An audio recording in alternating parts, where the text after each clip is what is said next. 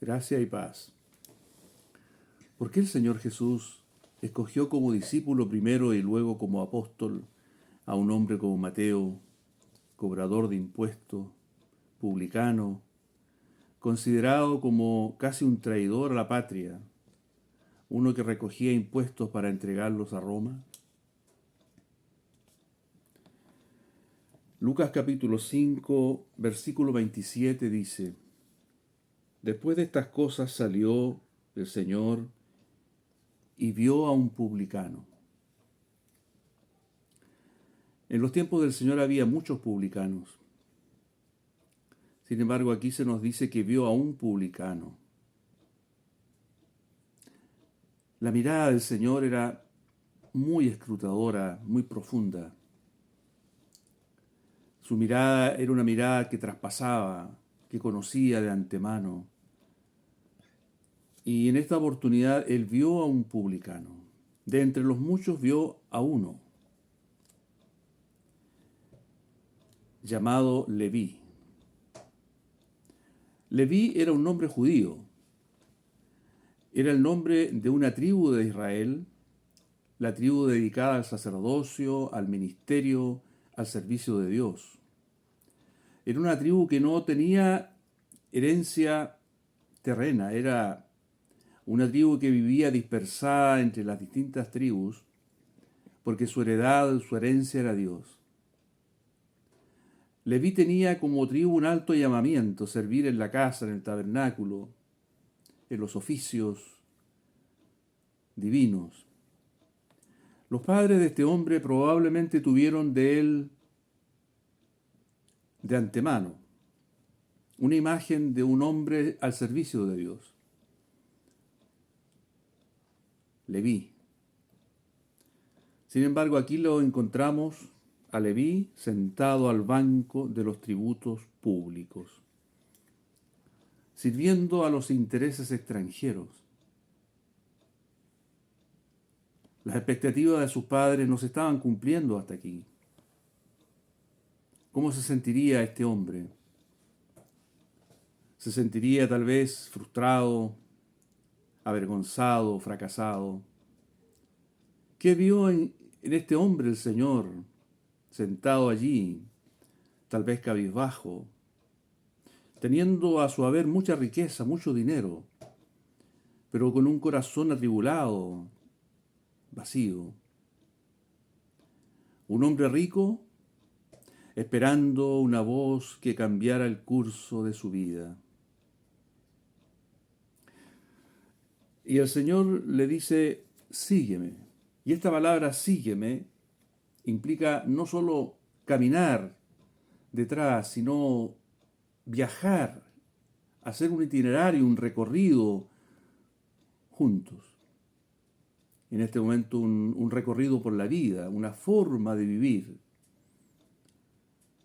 Mateo debió de haberse sorprendido mucho, porque un publicano era motivo de pullas, de burlas, de odiosidad, y de pronto un joven maestro lo llama para que lo siga, lo cual significaba que lo estaba invitando a ser su discípulo.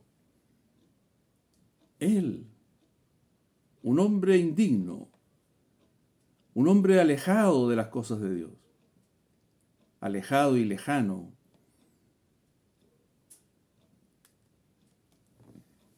Y luego el relato de Lucas dice: y dejándolo todo se levantó y le siguió. Dejándolo todo. Mateo en su Evangelio también registra este episodio del llamamiento del Señor, pero esta frase no la consigna. No dice y dejándolo todo. Dice simplemente y lo siguió.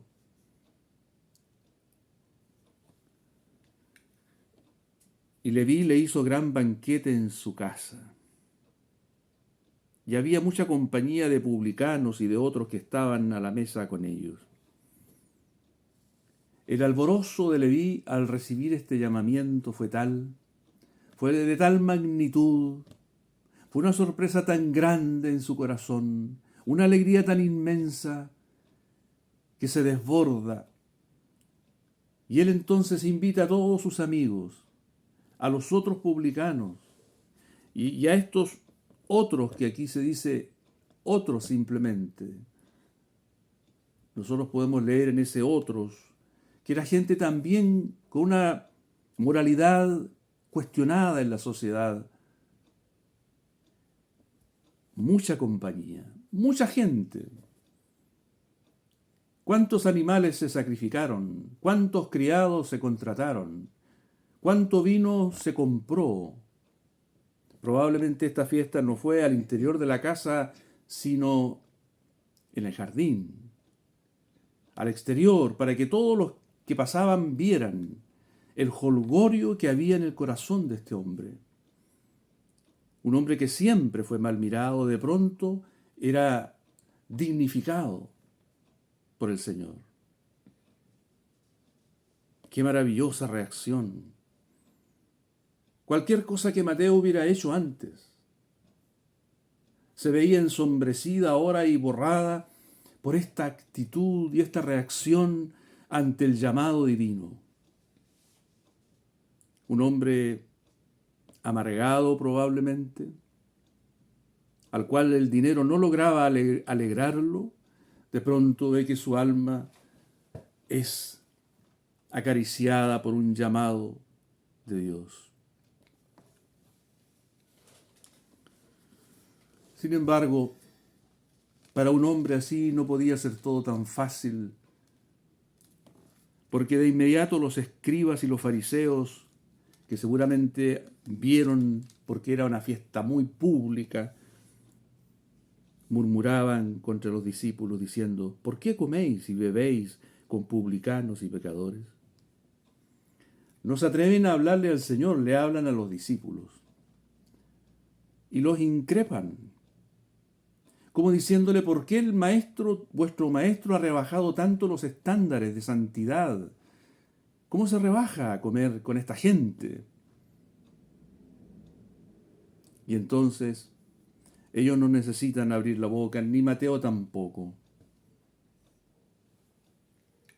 El mismo Señor interviene y dice: los que están sanos no tienen necesidad de médicos, sino los enfermos.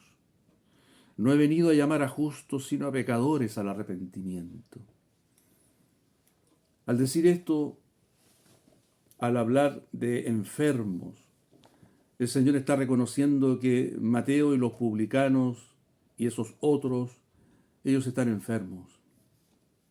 Hay una enfermedad radical que los ha alcanzado. Es verdad, son pecadores. Pero ¿quién no lo es? A los ojos de Dios todos lo somos. Sin embargo, para esta gente religiosa, con una moral pretendidamente superior, para ellos todos los demás eran pecadores, menos ellos. Es verdad, los que están sanos no necesitan médicos, sino los enfermos. Y al decir esto, el Señor no está asumiendo una actitud de juez, como para decir: este está enfermo, este no, sino la actitud del médico, de una infinita ternura, que baja todos los escalones de la escala social para llegar a esta clase de gente. Rico pero pobre, rico pero pecador.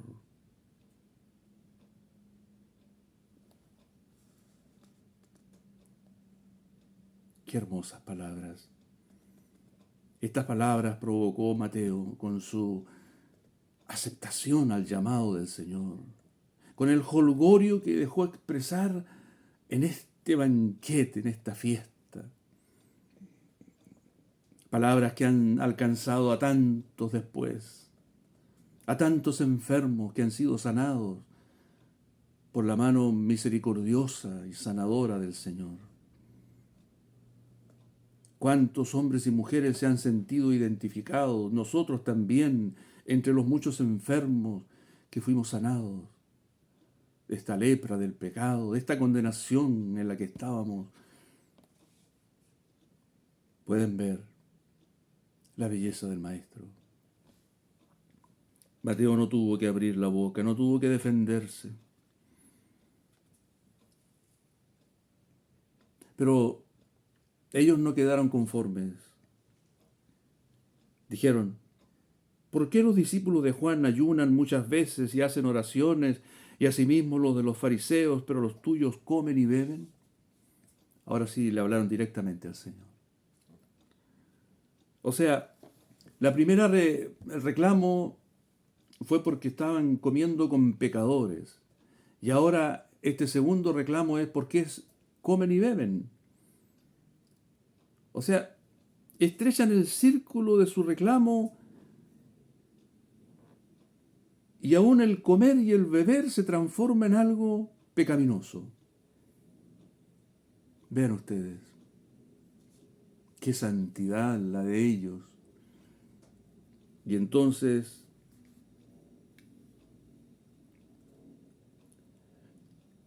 ellos que tienen en mente a Juan el Bautista y a su extrema severidad y a su austeridad y a sus ayunos permanentes y constantes, y los discípulos de Juan que tenían su misma línea y seguían en esa forma de vida. Y el Señor les dice ahora, ¿pueden los que están de bodas estar tristes, ayunar? ¿Pueden los que están de fiesta con el novio ayunar? ¿No ven ustedes la alegría? ¿No ven ustedes a este hombre? Han sido perdonados sus pecados, ha sido transformada su vida. ¿No ven la alegría? El cielo ha bajado hasta ellos. Y ustedes piden que estén tristes, que estén con la cara ensombrecida por el ayuno. Nunca faltarán reclamos, nunca faltarán observaciones hirientes. Cuando hay salvación, cuando hay vida, cuando hay regocijo en Cristo.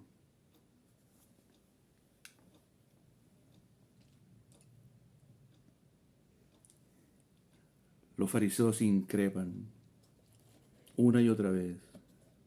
Van dos. ¿Habrá una tercera, una cuarta y una quinta? ¿Han dejado de increpar hasta el día de hoy? ¿Cuál es el motivo? ¿Cuál es el motivo de la molestia? ¿Cuál es el reparo ahora? Que estamos felices, que somos ilusos, que tenemos una esperanza cierta en los cielos, que nuestra vida ha cambiado, que seguimos al mejor de los maestros. Éramos publicanos y pecadores, pero ya no, ya no.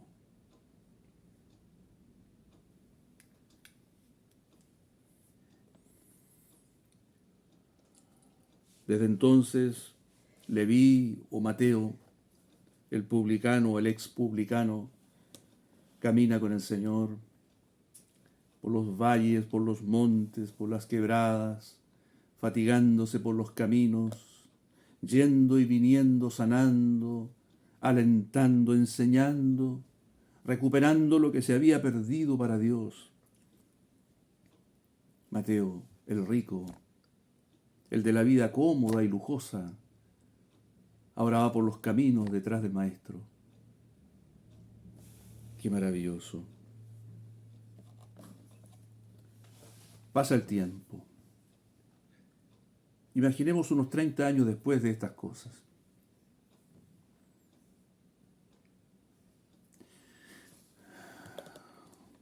Mateo escribe su evangelio.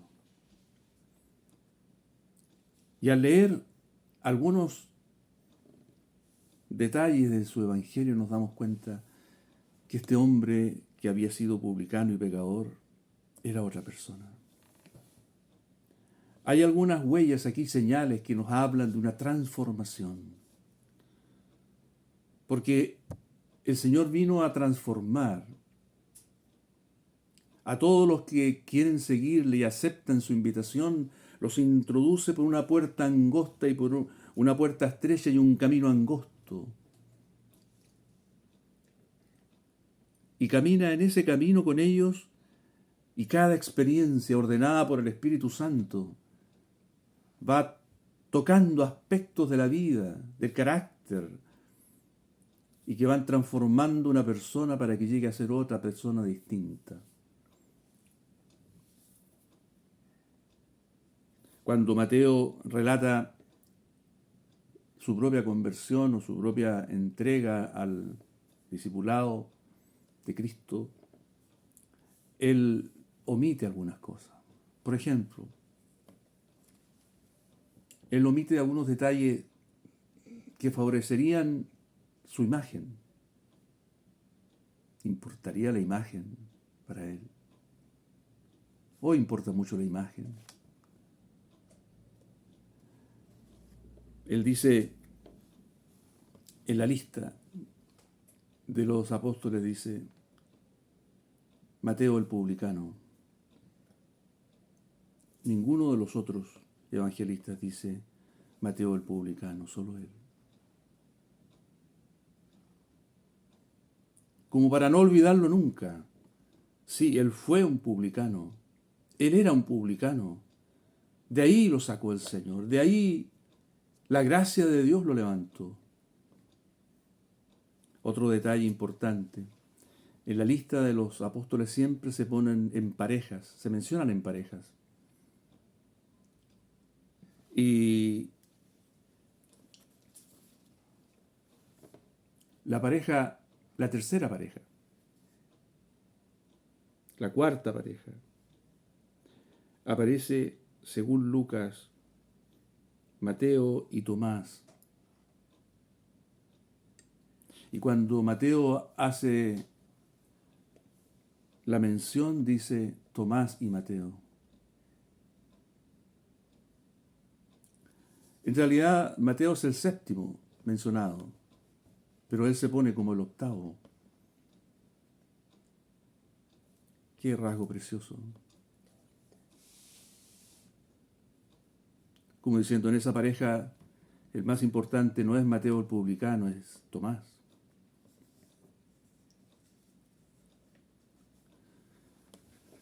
Luego, cuando él desarrolla su evangelio, él hace una acuciosa y prolongada investigación de las profecías del Antiguo Testamento sobre Jesús. E incluye 40 alusiones al Antiguo Testamento. De los 39 libros, hay 25 mencionados o citados por Mateo. O sea, él no escribe livianamente, investiga primero. Él quiere demostrarles a sus connacionales que este Jesús es el Cristo.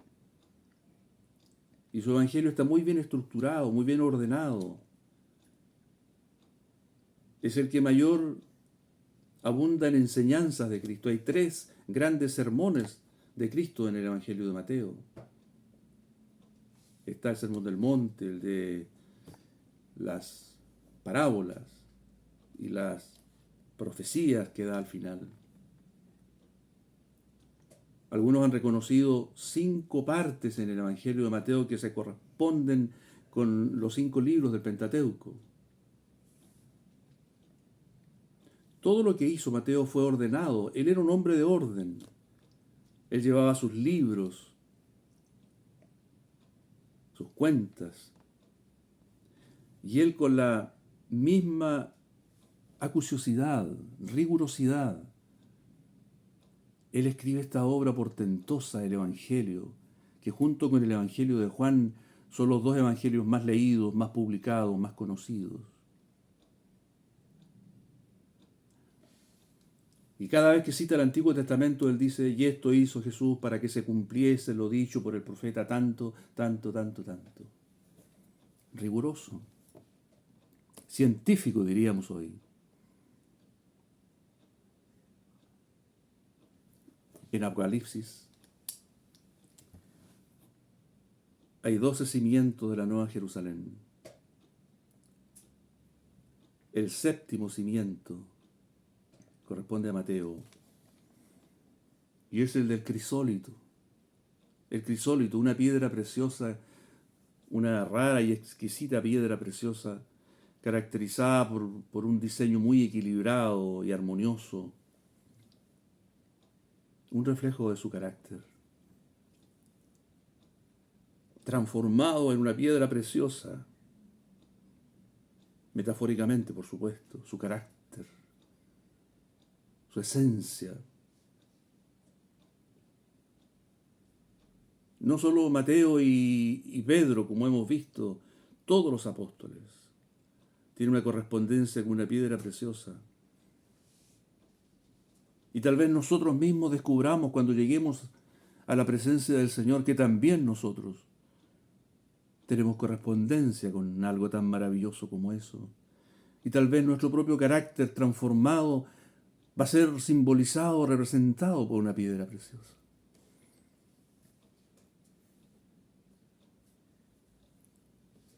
La historia registra que cuando Mateo salió de Jerusalén, producto de las persecuciones, él se fue a distintos lugares, pero finalmente bajó a Egipto y a Etiopía. Estuvo en Etiopía 20 y tantos años. Allí lo mataron.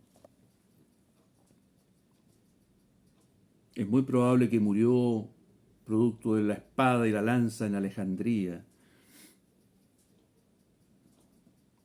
siguiendo los pasos de su maestro. El ex publicano, que dejó todo por seguir a su maestro, fue también participante con él en su muerte.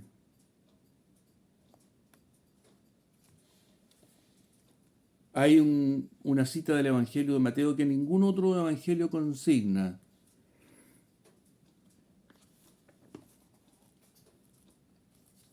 Preciosa, y dice así: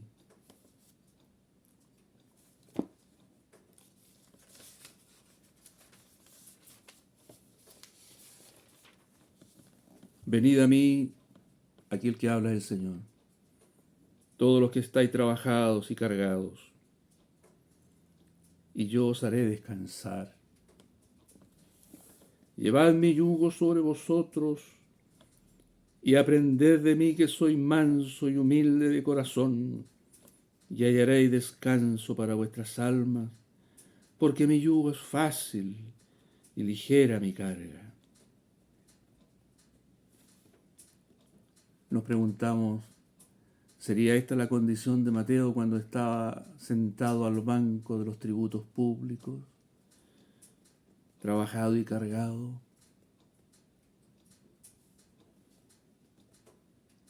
¿Será que el yugo que él llevó desde ese día fue un yugo fácil y su carga ligera? Tal vez estas palabras del Señor, que ningún otro evangelio consigna, sean lo más representativo de Mateo, de su propio testimonio, como diciendo esto, que el Señor dijo para todos. Yo lo viví,